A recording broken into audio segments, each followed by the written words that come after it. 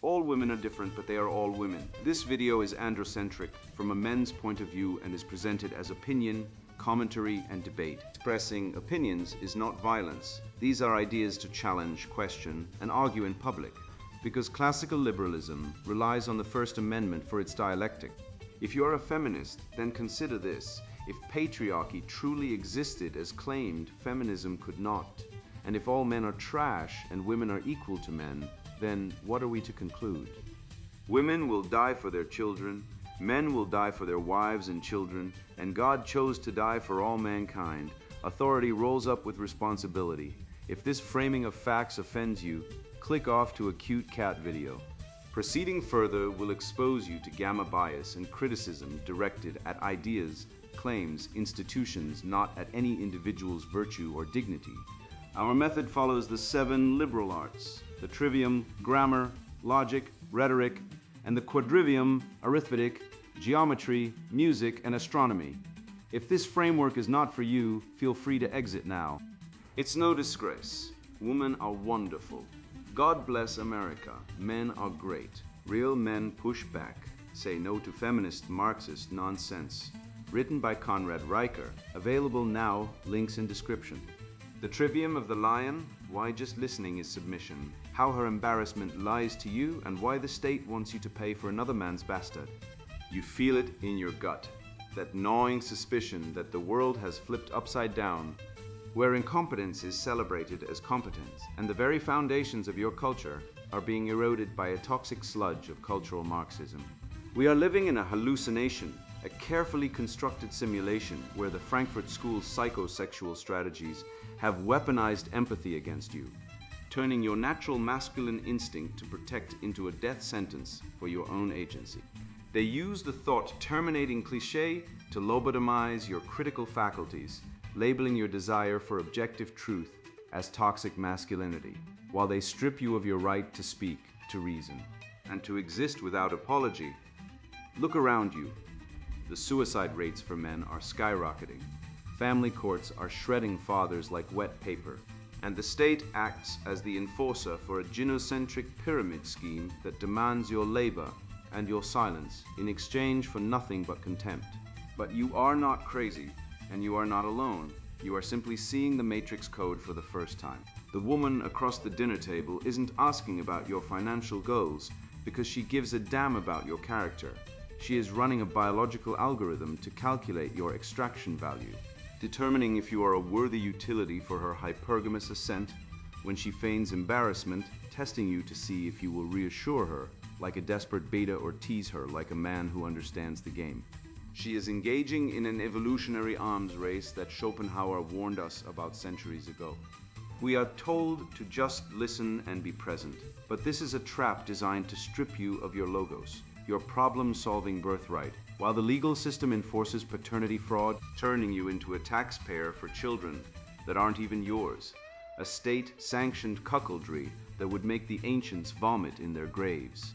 It is time to stop playing by their rules and start playing by the laws of nature and logic. I am going to hand you the weapons of the trivium, grammar, logic, and rhetoric, the very tools that built the Acropolis of Western thought, now reforged to dismantle the woke linguistic viruses that infect our institutions. We will reject the feminization of weakness as the presaging of the fall and re-enshrine the transcendentals of the good, the true, and the beautiful. This is a battle for your mind, your lineage, and your soul. Prepare to have the blinders ripped off, because real men push back, and we are about to dismantle the lies of the modern Babylon, one hard, undeniable truth at a time.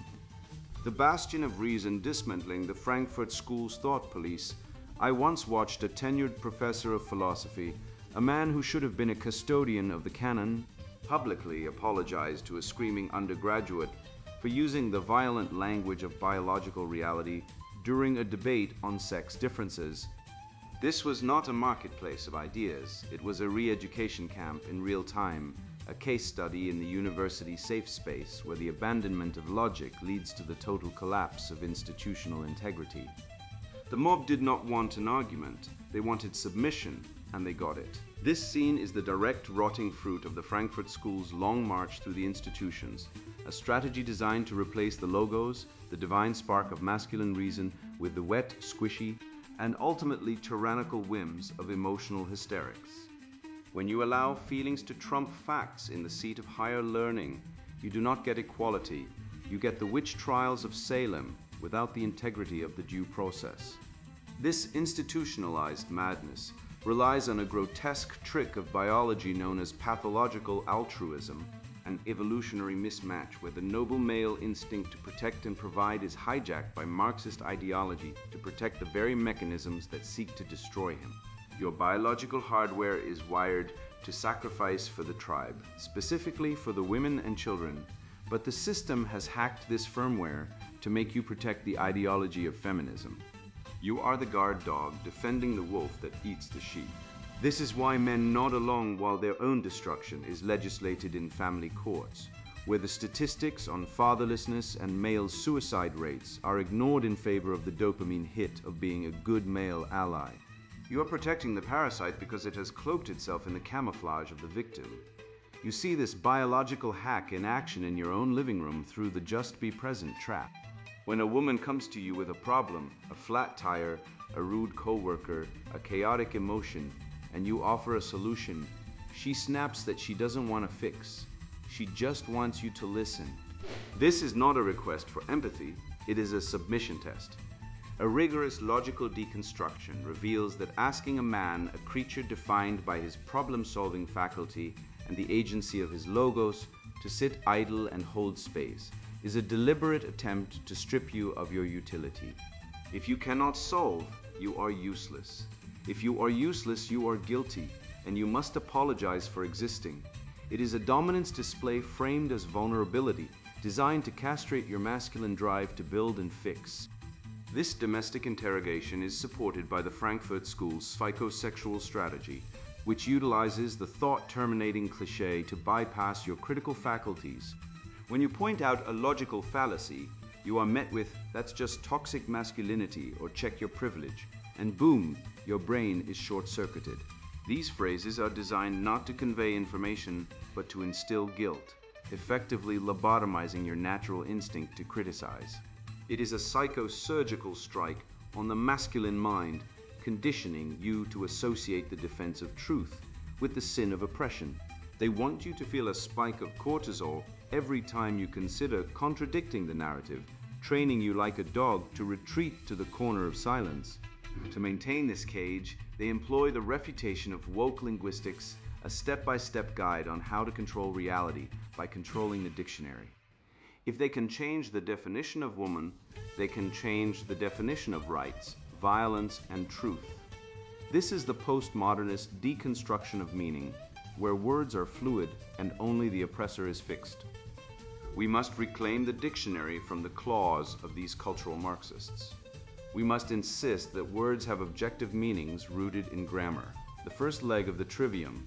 If you cannot define what a woman is without a committee, you cannot define what a crime is, and the law becomes a weapon against the virtuous.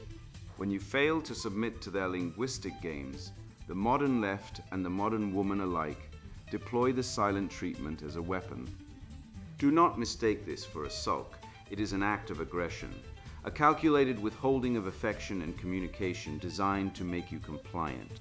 It is the same silence of the Twitter ban, the deplatforming, the refusal to debate. It is a denial of your existence because you refuse to accept their reality. The red-pilled man must recognize this silence for what it is, a tantrum of a child who cannot win the argument on the merits of logic. They have no ammo, so they barricade the door and pretend they are the ones who chose solitude. The only rational answer to this chaotic, irrational emotionalism is the stoic response. This is not about being unfeeling. It is about adhering to the cold, unyielding rock of objective reality and the laws of nature. The universe does not care about feelings. It cares about gravity, action, and consequence. While the woke mob screams at the sky about microaggressions, the stoic man plants a field, builds a house, and masters his craft. We must reject the feminization of weakness as a virtue. We must recognize that the strength to endure and the clarity to see the world as it is are the only virtues that prevent the fall of civilization. Finally, we must wield the trivium as a shield. Grammar, logic, and rhetoric are the only inoculation against the linguistic viruses of toxic masculinity and the patriarchy. Grammar defines the terms, stripping the enemy of their ability to lie with ambiguity. Logic identifies the fallacies, the ad hominem attacks, and the appeals to emotion in real time. Rhetoric allows you to strike back, to persuade, and to dominate the discourse. With these three weapons, you can dismantle the lies of the Frankfurt School and reclaim the transcendental living spirit of Western civilization. You are not a beast of burden, you are a bastion of reason.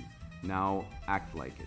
Armed with the trivium to dismantle the Frankfurt School's linguistic viruses and a stoic resolve to weather the silent treatment of the mob, we must turn these sharpened intellectual blades toward the biological theater, where this war is most ruthlessly waged, the modern mating market. The woke pathologies of the university are merely the sterile academic cousins of the ancient evolutionary deceit playing out across every candlelit table in the West.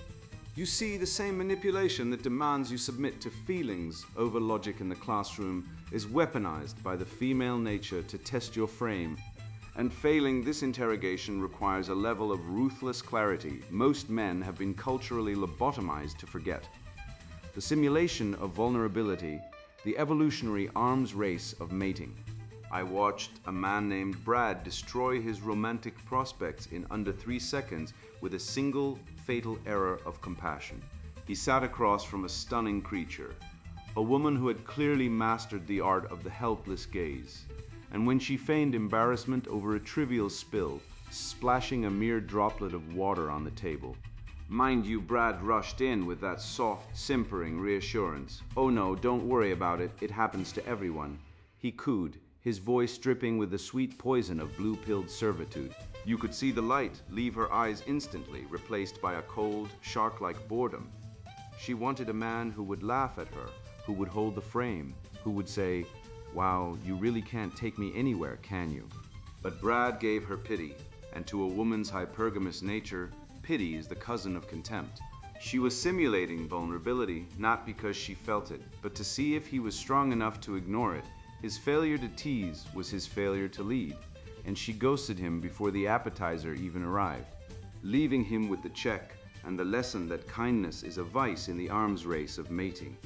This is the oldest game in the book, one that Arthur Schopenhauer, the only philosopher to truly understand the female metaphysics of deceit, identified centuries ago when he noted that the woman is the deceiver incarnate. Nature, he argued, has vested the female with the instinct to dissimulate, for she needs the protector and the provider to secure resources for her offspring. Yet she must also secure the strongest genetic material to ensure that offspring survives the brutal game of life. She is programmed to probe for weakness, to simulate distress to see if you are sturdy enough to endure it, or foolish enough to coddle it. In the 1950s, this was a transparent transaction. The provider was honored because the social contract was reciprocal. His labor was exchanged for loyalty, domestic order, and a stable family unit. Today, that contract has been shredded by the Marxist machinery that seeks to invert the natural order. The 1950s provider has been transformed, through the alchemy of cultural Marxism, into the despised ATM of the 2020s. He is expected to provide everything while receiving nothing in return, but disdain and the probability of a family court extraction that would make a bandit warlord blush. When you encounter the pretending to be embarrassed shit test, you are standing at a fork in the evolutionary road. To the left lies the path of the beta, who reassures and signals subservience. To the right lies the alpha, who teases and signals dominance. This is not merely a social nicety, it is a biological filter. The application here is simple. You must weaponize humor and flip the script. If she says, "I'm so stupid, I can't believe I did that," you do not comfort her. You look her dead in the eye and say, "Well, I was going to let it slide, but if you're offering, I'll take the discount." You become the prize, you hold the frame. This works because the data doesn't lie. Studies on the dark triad traits, narcissism, Machiavellianism, psychopathy, consistently show that women prioritize these exploitative traits during their fertile window. The nice guy finishes last because his agreeableness signals an inability to navigate a ruthlessly competitive hierarchy. She is testing to see if you have the teeth to survive the jungle, and if you apologize for her clumsiness, you admit that you are merely another prey item awaiting consumption. This biological reality leads us directly to the financial interrogation, that dreaded moment when she asks about your financial goals with the predatory focus of a loan officer auditing a bankruptcy filing. This is not a check for compatibility, it is a calculation of your extraction value. Evolutionary psychology dictates that she is not seeking a partner to build with. She is seeking a host organism to parasitize. The entire concept of the equal partner is a statistical lie, a myth perpetuated by the high priests of egalitarianism to mask the reality of the market. If you apply game theory to the modern dating landscape, you see it is not a fair exchange, but a rigged casino. The man brings capital, protection, and status. The modern woman brings what exactly? Complaints, debt, and a history of poor decision-making. We are told this is equality, but it is theft on a cosmic scale. The red pill is simply the painful antidote to this gaslighting, the hard reality that you are not a partner in this charade. You are the resource to be mined. Recognize the simulation for what it is, and you might just survive it. We have demonstrated that the modern mating market is a mechanism of parasitic extraction, demanding your resources for a void of reciprocity. Yet this financial looting is merely the precursor to the ultimate violation, the biological larceny of your very bloodline. The Marxist architects of this decay are not satisfied with merely taxing your labor. They seek to colonize your legacy, weaponizing the male instinct for nurturance to serve the progeny of genetic competitors. We must now turn our logical gaze toward the ultimate deception of the gynocentric order, moving from the theft of your paycheck to the confiscation of your future, where the nothing you receive in exchange for your utility becomes a something that belongs to another man. Fecund lies and state-sanctioned cuckoldry, the paternity fraud conspiracy. Imagine sitting in a doctor's office, holding a newborn infant you have sworn to protect with your life, your resources, and your very soul, only to be handed a piece of paper that tells you the biological code you cherish is not yours. This is not a nightmare, but a statistical reality for millions of men. We live in a civilization that claims to worship the transcendental value of truth, yet when it comes to the foundation of the family unit, we actively conspire to bury the truth under a mountain of sentimental platitudes and legal obfuscation. Paternity fraud is not merely a mistake or a relationship hiccup. It is a violent act of reproductive theft, a biological hijacking that violates the natural law of kin selection. In the brutal calculus of evolutionary biology, a male invests in offspring to propagate his own genetic lineage. When a woman deceives a man into raising another man's progeny, she is effectively parasitizing his life force, rendering his biological imperative moot. This is not a feminine mystery to be celebrated, but a cold, calculated reproductive strategy that serves the hypergamous female while destroying the male's legacy. And we are told by the high priests of cultural Marxism that to even question this is to commit heresy against the sacred institution of motherhood. History is the great witness to the difference between a civilization that honors the line between truth and falsehood and one that disintegrates into chaos. In ancient Rome and Sparta, the legitimacy of a child was a matter of state security and religious solemnity. Adultery and deceit were not private matters, but crimes against the polis itself, because they poisoned the integrity of the citizenry. Contrast that with our modern dystopia, where we have inverted the cosmic order, we punish the truth teller and reward the deceiver. The modern family court, a machine of bureaucratic evil, actively lobbies against mandatory paternity testing at birth, using the Orwellian code phrase "the best interests of the child" to mask their actual intent, which is the stabilization of the welfare coffers and the protection of female deceit.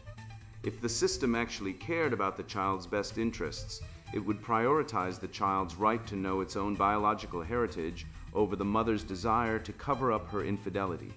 Instead, we have a state-sanctioned apparatus that enforces a lie, turning the family court into a theater of absurdity, where the man who discovers the truth is penalized with emotional distress fines, while the woman who perpetrated the fraud keeps the prize.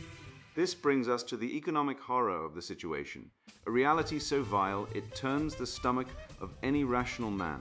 The state has effectively turned the modern male into a taxpayer-funded cuckold. By enforcing child support payments on men who are not the biological fathers, the state is subsidizing female hypergamy and paternity fraud. This is indentured servitude. It is a transfer of wealth from the productive, honest male to the deceptive, cheating female, enforced by the barrel of a government gun. The argument that we must maintain stability in the home is a logical fallacy of the highest order. A best interest fallacy that argues a house built on rot is preferable to the demolition required to lay a new foundation. A society built on a lie is inherently unstable. It is a powder keg waiting for a spark. When the state forces a man to invest resources he could use to build his own legitimate dynasty, into a genetic dead end, it is committing violence against the future. And the economic statistics on single-parent households and welfare dependency prove this point with the cold clarity of a spreadsheet.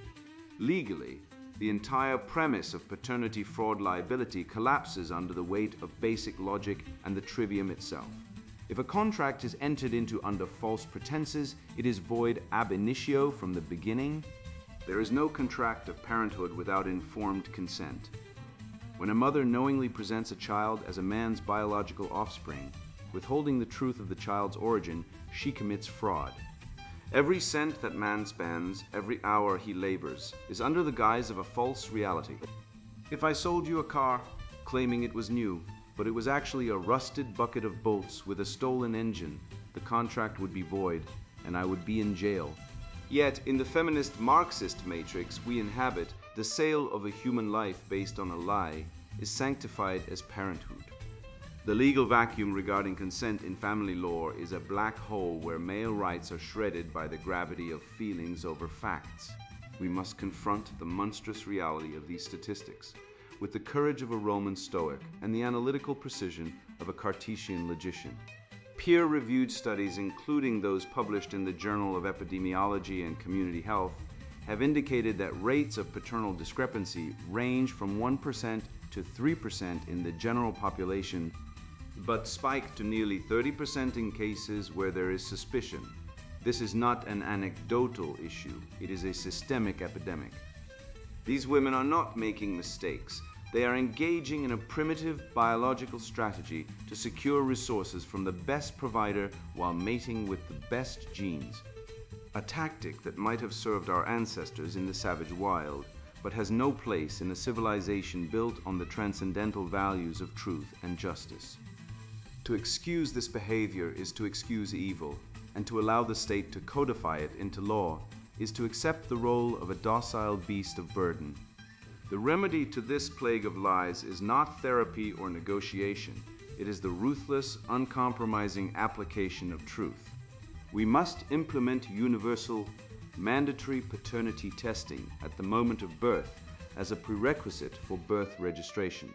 This is not an invasion of privacy, it is a verification of identity. If the state can demand we register our cars, our dogs, and our guns, it can damn well demand we verify the lineage of a human being before assigning a lifetime of financial liability to a man. This is the only way to re-entrain the good and the true in the family structure. Until we tear down the curtain of secrecy that protects the lying woman and the complicit state, we remain trapped in a Babylon of woke, where the man who speaks the biological truth is the enemy and the woman who steals a legacy is the victim. It is time to shatter this illusion with the hammer of facts and the fire of logic, for a civilization that cannot tell the truth about its own origins has no future. This theft of lineage is not merely a legal atrocity, it is the primordial sin of our era, the rotten seed from which the poisonous tree of cultural Marxism grows. When the state sanctions the destruction of paternity, it sanctifies chaos over order, elevating the deceptive, materialist whim of the feminine above the immutable structure of the masculine logos. We are facing a metaphysical rot that seeks to dissolve the very concept of fatherhood, and by extension, the authority of truth itself. To fight, this is not just a matter of reclaiming wallets, but of reclaiming the very soul of civilization, for only by re-establishing the dominance of the rational can we hope to survive this descent into madness. The apogee of the androcentric spirit reclaiming the transcendental West.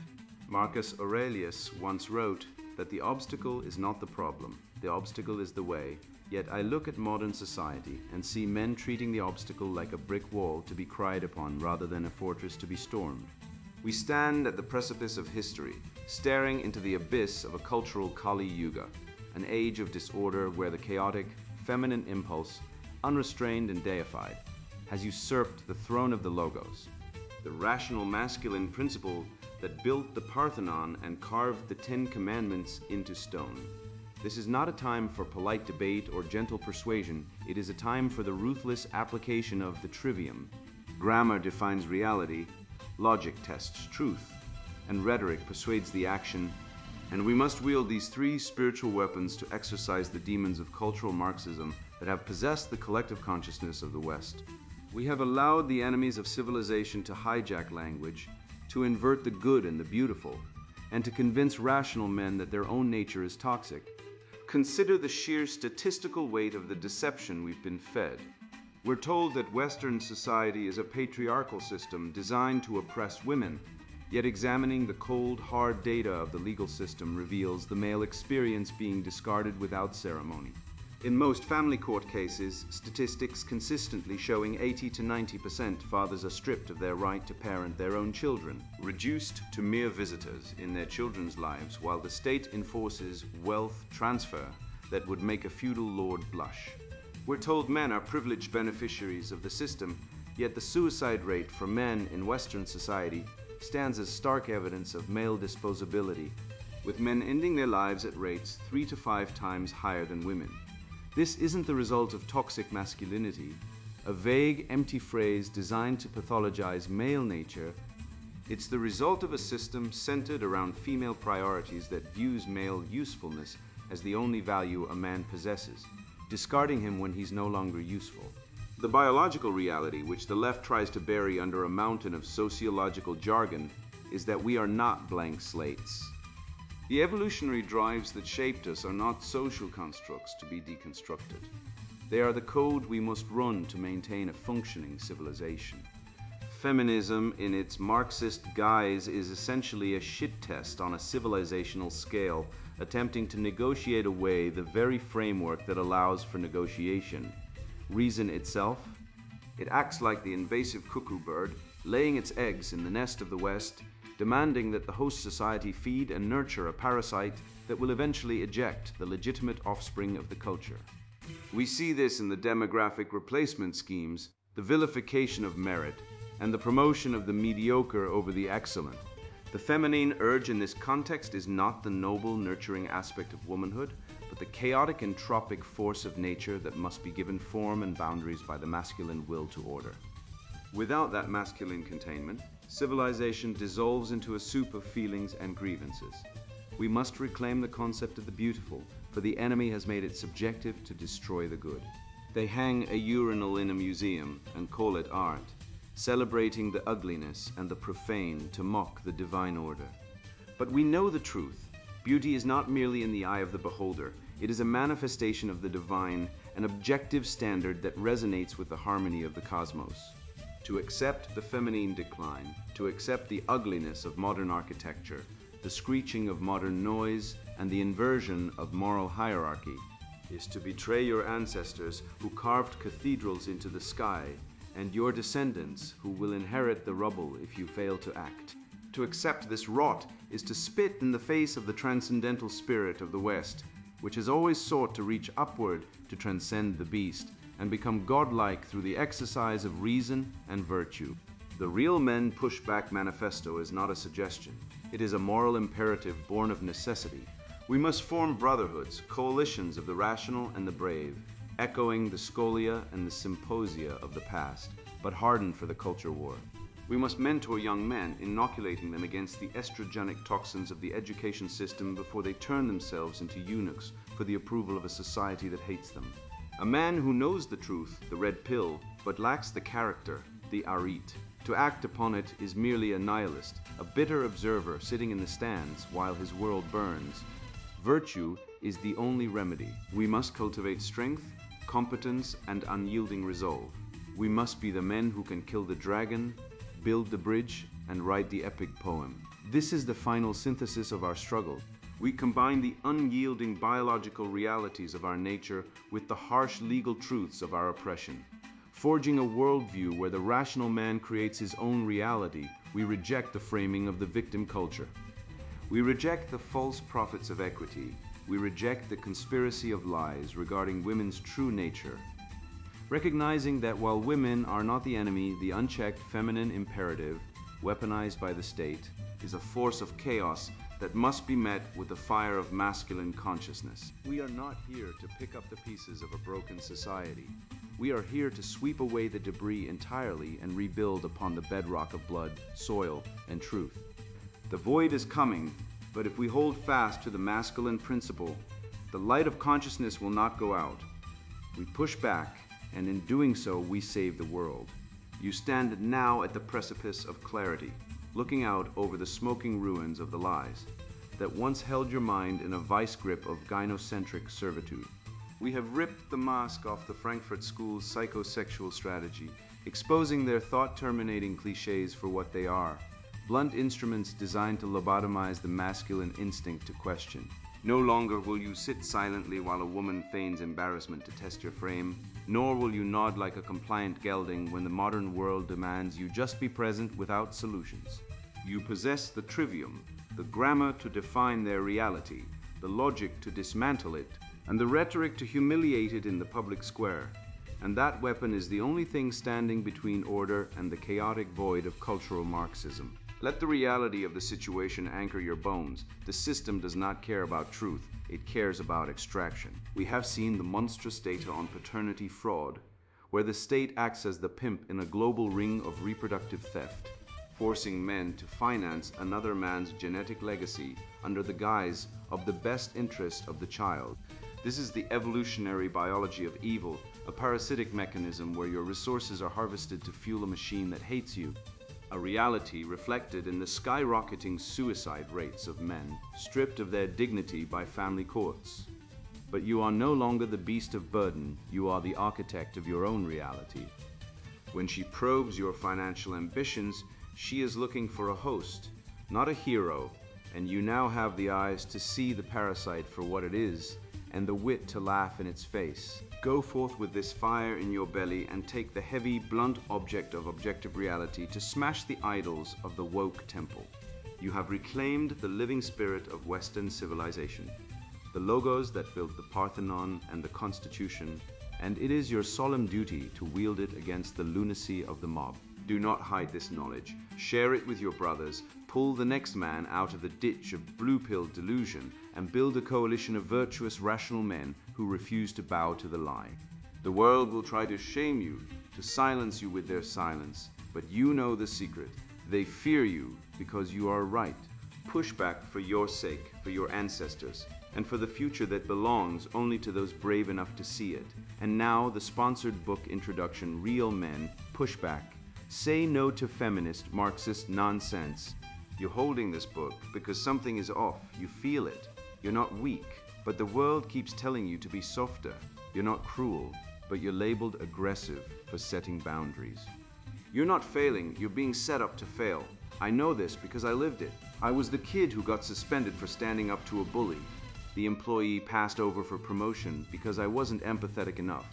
The father treated like a financial resource, not a parent. I was told to check my privilege while paying child support on a job I lost because the company hired a less qualified woman to meet diversity quotas. I kept my mouth shut for years. Then I woke up. And when I did, I saw the machine. A system engineered to strip men of power, purpose, and pride, then blame them for the collapse. This book is not for the faint of heart. It's for men who've had enough, Men who've been told their instincts are toxic, their labor expected, their loyalty optional. If you're a man who's been downgraded from protector to paycheck, from leader to liability, this is your counterstrike. Inside, you'll find the truth behind the myths, why men die earlier, work deadlier jobs, and are discarded when injured, how schools pathologize boyhood energy as disorder, how courts treat fathers as disposable sperm donors, how language has been weaponized to paint men as predators by default. You'll learn why emotional labor flows one way, why marriage is a legal trap for men, and why the so-called gender wage gap is a statistical shell game. This isn't theory, this is survival. I've studied evolutionary biology, criminology, family law, labor economics, real data, not propaganda. Men are not the oppressors, we are the exploited class. And we've been silent too long. If you're a woman looking for validation of your victimhood, put this book down, go watch a TED Talk. If you're a man who still believes in fairness, who thinks the system will reward hard work and integrity, you're already behind. Read this book before you sign another marriage license, before you father another child in a feminist legal system, before you sacrifice your health for a job that will replace you the second you falter. This is not self-help, this is self-defense. You'll learn how to push back legally, socially, psychologically. You'll rediscover what it means to lead, to protect, to build. This book is for men who refuse to be erased, for men who remember what strength is, for men who know deep down that they were born to lead, not serve. If that's you, then welcome. The revolution starts now. Real Men Push Back, Say No to Feminist Marxist Nonsense, written by Conrad Riker. Buy now, links in description.